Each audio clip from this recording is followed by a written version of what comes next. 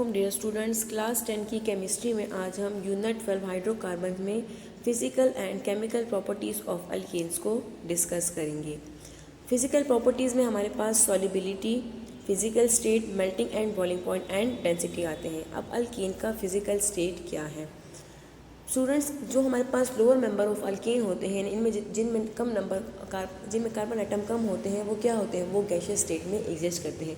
जो इनका molecular weight बढ़ता है तो इनका फिजिकल स्टेट भी चेंज होता है। तो जो हमारे पास फर्स्ट 4 मेंबर ऑफ अल्केन है, जिनमें methane, ethane, propane and butane शामिल है, वो क्या है? वो गैसियस स्टेट में एग्जिस्ट करते हैं। जो नेक्स्ट 13 मेंबर हैं from carbon 5 to carbon 17 are colourless liquid while the higher member of alkanes are solid. तो जो लोअर मेंबर होते हैं, जो कार्बन 1 से कार्बन 4 तक होते हैं, यानी कि मीथेन से ब्यूटेन तक, क्या है? वो गैसियस स्टेट में है। जो कार्बन आइटम बढ़ते हैं, इनका मॉलिक्यूलर वेट बढ़ता है तो क्या होते हैं? इनका फिजिकल स्टेट भी गैसियस से लिक्विड हो जाता है। कार्बन 5 से कार्बन 17 तक क्या है? वो लिक्विड स्टेट में एग्जिस्ट करते हैं। जबकि जो हायर मेंबर है कार्बन 17 से जो आगे है, वो क्या है? वो सॉलिड स्टेट में एग्जिस्ट करते हैं। नेक्स्ट हमारे पास फिजिकल प्रॉपर्टी है सॉलिबिलिटी। सॉलिबिलिटी यानी कि ये किस तरह के सॉल्वेंट में, किस तरह के लिक्विड में ये डिजॉल्व होते हैं। चूँकि अल्केन जो हमारे पास है वो नॉन पोलर है, अल्केन में covalent bond, non polar covalent bond मौजूद है। और हमें पता है कि लाइक डिजॉल्व लाइक, यानी कि जो नॉन पोलर होंगे वही नॉन पोलर सॉल्वेंट में डिजॉल्व होंगे, जबकि जो पोलर होंगे वो पोलर में डिजॉल्व होते हैं। तो अल्केन्स क्या है? Alkanes are non polar, therefore they are soluble in non polar solvent like benzene, acetone, ether etcetera. Alkane जो है बेंजीन, एसीटोन, ईथर में सॉल्युबल होंगे, जबकि वाटर में, जबकि किसी भी पोलर सॉल्वेंट जैसे कि वाटर में ये सॉल्युबल नहीं होंगे। नेक्स्ट इनकी प्रॉपर्टी है viscous. Alkene become more viscous as their molecular sizes increase. Viscous का मतलब होता है स्टिकी सब्सटेंस, यानी कि चिपकने वाले होते हैं, स्टिकी होते हैं। तो जो लोअर मेंबर होते हैं वो नॉन विस्किस होते हैं, जबकि जो जैसे जैसे इनका मॉलिक्यूलर वेट बढ़ता है तो ये हमारे पास विस्किस हो जाते हैं। Melting and boiling point. The melting and the boiling points of alkanes increases with the increase in the molecular weight because generally higher molecular masses alkanes have stronger intermolecular forces. Students, हमारे पास lower member होते हैं वो gases होते हैं। वो gases क्यों होते हैं? क्योंकि इनका जो इनमें जो इंटरमोलिकुलर फोर्सेस है वो वीक होती हैं। तो जो इनके मॉलिक्यूलर वेट बढ़ता है, इनमें इंटरमोलिकुलर फोर्स भी इंक्रीज़ होती है। इंटरमोलिकुलर फोर्स इंक्रीज़ होने की वजह से इनका मेल्टिंग एंड बॉइलिंग पॉइंट भी इंक्रीज़ होता है। तो जो मेल्टिंग एंड बॉइलिंग पॉइंट है वो भी डिपेंड करता है इनके मॉलिक्यूलर वेट पे। मॉलिक्यूलर वेट ज़्यादा होगा, हायर मेंबर ऑफ अल्केन होंगे, तो उनका मेल्टिंग एंड बॉइलिंग पॉइंट भी ज़्यादा होगा। नेक्स्ट प्रॉपर्टी है डेंसिटी। अब इनकी डेंसिटी क्या है? इनकी जो डेंसिटी है वो भी डिपेंड करती है मॉलिक्यूलर वेट पे। जो हायर मेंबर होते हैं, इनका मॉलिक्यूलर वेट हाई होता है तो उनकी डेंसिटी भी ज़्यादा होती है। The density of alkanes increase regularly with increase in molecular mass. Molecular mass बढ़ेगा तो क्या होगा? इनकी डेंसिटी भी बढ़ेगी। जो गैसेज होते हैं उनकी डेंसिटी कम होती है एज़ कम्पेयर टू लिक्विड, और लिक्विड की डेंसिटी कम होती है एज़ कम्पेयर टू सॉलिड्स। तो जो गैसेज हमारे पास अल्केन हैं उनकी डेंसिटी कम होगी, और जो लिक्विड और सॉलिड होंगे उनकी डेंसिटी ज़्यादा होगी। इनकी नेक्स्ट प्रॉपर्टी है फ्लेमेबल। फ्लेमेबल का मतलब होता है ये जलते हैं, ये आग पकड़ लेते हैं, आसानी से ये जलते हैं। तो alkanes are flammable. With increase of atomic mass the percentage of carbon in alkane molecule also increase, as a result alkanes become less flammable. अब ये जो फ्लेमेबिलिटी है ये हमारे पास इन्वर्सली रिलेटेड है विद द मॉलिक्यूलर वेट।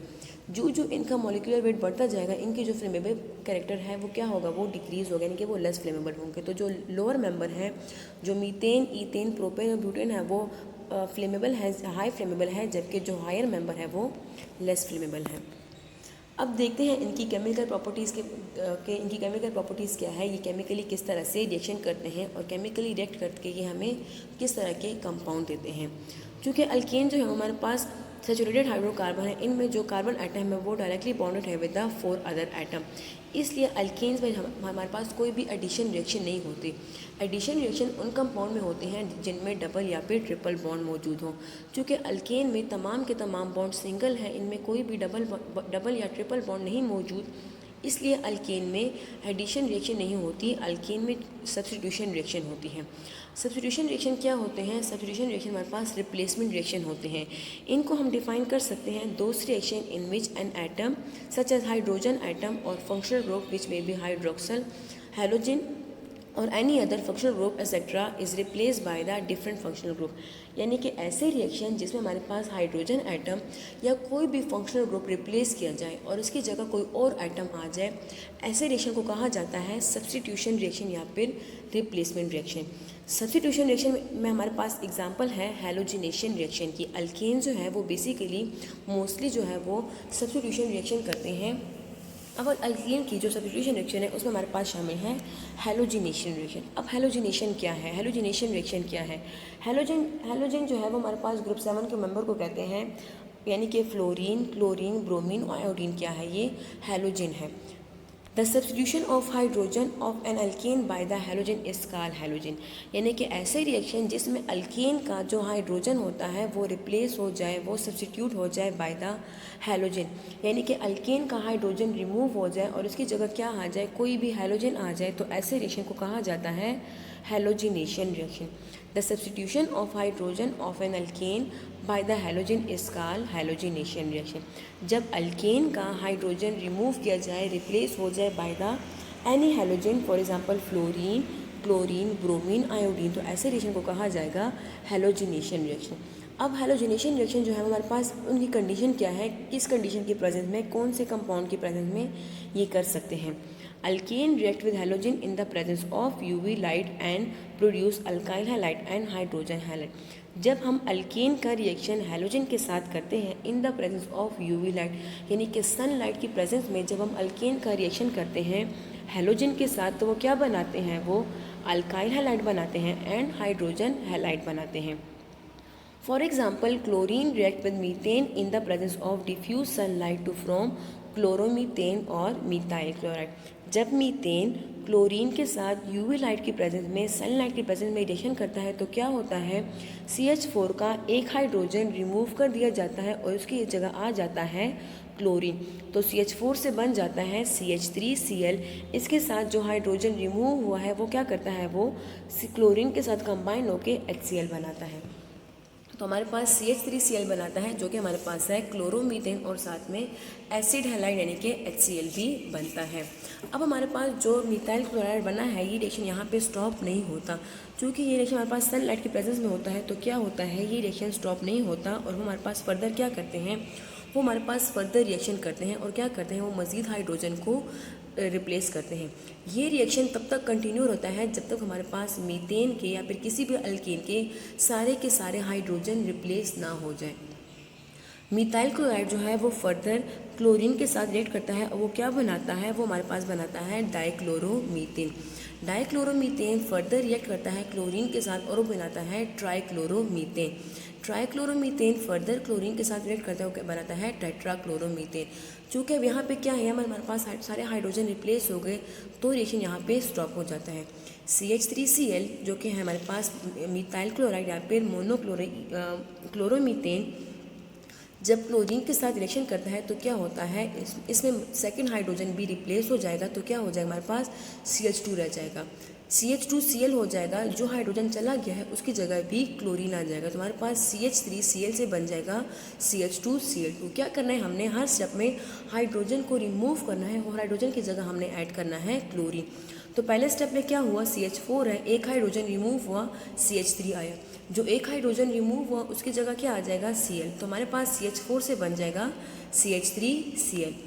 अब CH3Cl क्या करेगा, क्लोरीन के साथ कंबाइन होगा तो इससे नेक्स्ट हाइड्रोजन भी चला जाएगा, तो क्या हो जाएगा CH2 और Cl है हमारे पास, इसके साथ एक और हाइड्रोजन ऐड हो जाएगा तो ये बन जाएगा CH2Cl2 प्लस HCl जो हमारे पास हर स्टेप में रिलीज होगा। CH2Cl2 मज़ीद क्लोरीन मॉलिक्यूल के साथ कंबाइन होगा, अब यहाँ से एक और हाइड्रोजन भी रिमूव हो जाएगा, तो क्या रह जाएगा, Cl2 से बन जाएगा CH3, हमारे पास बन जाएगा CHCl3 जो कि है ट्राइक्लोरोमीथेन। इसके साथ हमारे पास HCl भी बनेगा।